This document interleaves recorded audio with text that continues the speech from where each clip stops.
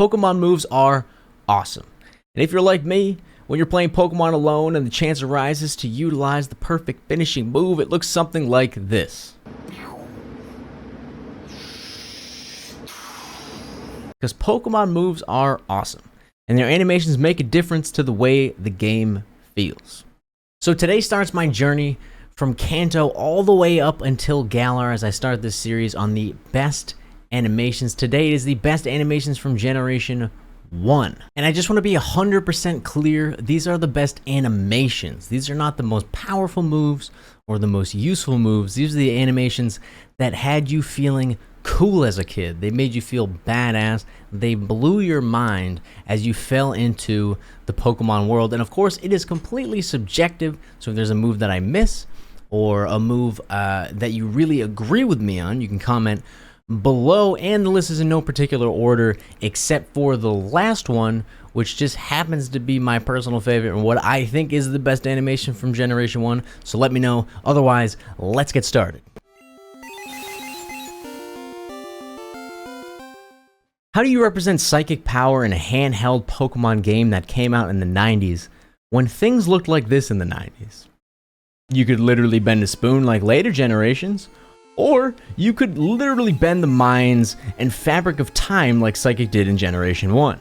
At least that's how I envisioned it in my head as a kid. But seriously, if you can catch an episode of the early anime on the WB, the way they portrayed Psychic was literally just to have the opposing Pokemon get flung around. Cool, but not as epic as sending any fighting Pokemon to another dimension. Add in some bright flashing, and even if your opponent's brain wasn't melted, yours probably would be. From epicness, or from trauma. Seriously, the flashing in Generation 1 is excessive.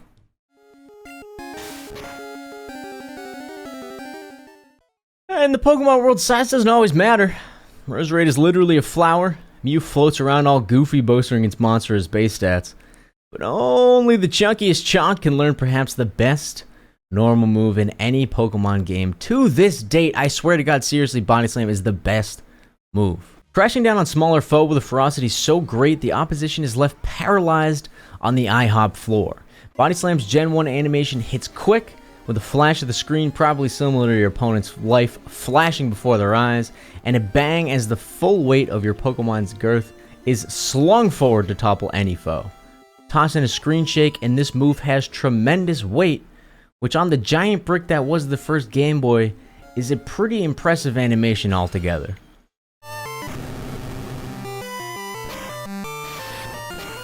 We see self-destruct buttons literally everywhere in mainstream media. Underwater labs, spaceships, cyborgs, but the intro of Pocket Monsters meant the intro to a self-sacrifice of our beloved creatures. But, surprisingly enough, that sacrifice comes in different levels, so I went with the more violent of the two in Explosion. The big brother of Self-Destruct, Explosion, has basically the same animation with a nice boost in power. And is there anything more devastating than the opponent literally blowing itself to smithereens just to take you down too? And the animation is fitting, with a solid 4th of July finale followed by a sweeping, flashing crash across your Pokemon leading to near certain death, because that coughing, that Electrode does not care that you've journeyed with this starter for 40 hours. He doesn't care that you've slowly fallen in love with this creature, because coughing and Electrode go boom.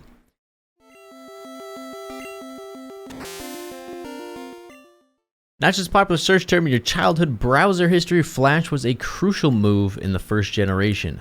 Game Freak decided that the best way to portray the inside of caves was just to make them accurately, totally, and completely pitch black, meaning Flash was pretty much mandatory unless you were a stubborn kid like myself that decided instead to play squinting next to a bright window.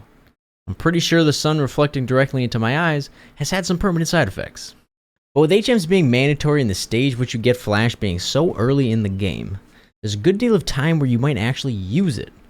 And when you do, it does pretty much what you would expect. I mean, it flashes, which, I mean, it's not the most incredible animation, but it does exactly what you expect, which in a generation where most moves don't look incredible, doing exactly what you would expect is, you know, pretty good. Good enough to land in the top 8 on this list.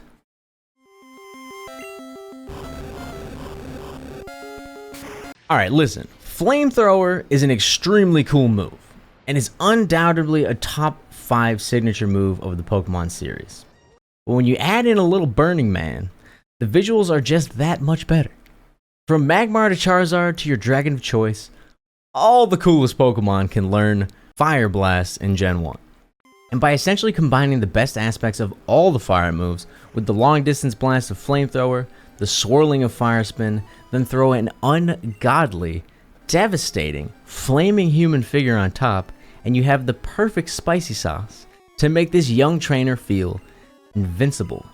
Fire Blast is one of the few moves that has a chance to be on every single generation's list. However, it'll probably be battling with Flamethrower throughout this journey. But for this set, Generation 1, Fire Blast wins it out.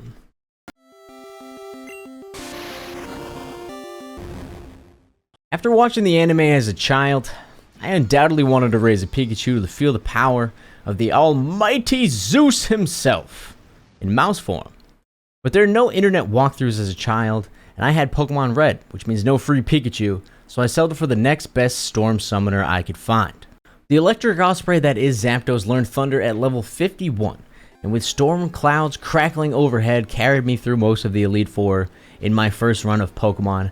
I was not a good player. I basically just caught 1 or 2 legendary birds, and like that was the only way I was gonna win. I did not understand Pokemon very well. I was very young.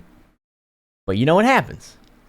An animation that essentially takes Thunderbolt's animation, turns the lights out, and adds a literal bolt of lightning screaming down from the heavens.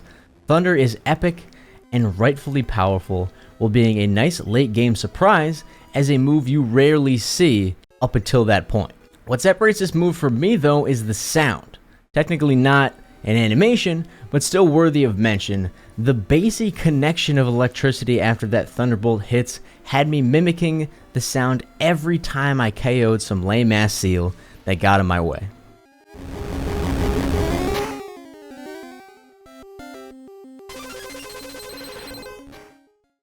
HyperBeam would make basically any list you're talking about in Gen 1, unless you were making a list of worst possible moves from Gen 1, but otherwise, anytime you needed to roll up your sleeves, cut out the childish battle tactics, and get straight to citywide annihilation, HyperBeam was there for you. The ultimate move that Lance used to personally terrorize my childhood. HyperBeam is not only powerful, but appears rightfully dramatic within the first generation. The sky goes dark, the sheer essence of raw power is seen gathering in front of your Pokemon, only to be released in an earth-shaking laser cannon that dishes out one-way tickets to the pearly gates for any Pokemon downrange. Mix in the crazy high-pitched sound effects and the need to literally take a moment afterwards to realign your chakra, and HyperBeam oozes Tier 1 class. My personal favorite animation in this generation and one of my favorite moves, bringing to life the Ninja Star fantasies I believe we all have, Razor Leaf is astonishing compared to other moves in Generation 1. With an appealing flurry of leaves? With an appealing flurry of leaves overhead, your pal then hurls said leaves across screen with such ferocity, the enemy is left with more holes than the sock you find behind the drawer. And in a generation more known for seizure warnings than its aesthetically pleasing graphics, Razor Leaf might be the best looking move in the game, completely covering the intentions of the move and capturing the unique feeling of using plants as weapons, which I would imagine, is pretty hard to find anywhere else. So that's the 8 best move animations according to me, Gym Leader Rob. If you liked what you saw, don't forget to subscribe. I will plan on doing the entirety of all of the Pokemon games, best and worst, eventually as we get there. Animations. With that being said, this generation was probably the hardest. I thought it would be the easiest because there's only like 20 moves in the whole game, so I thought it'd be super easy, but all the moves were so similar, it made it difficult. I've already started writing the scripts for the next 2, and it gets way harder to do the research because there's like 500 moves by the time you get a couple generations in. But alas, I'm grinding. Keep your eyes out for future videos. I will see you guys soon. Bye-bye.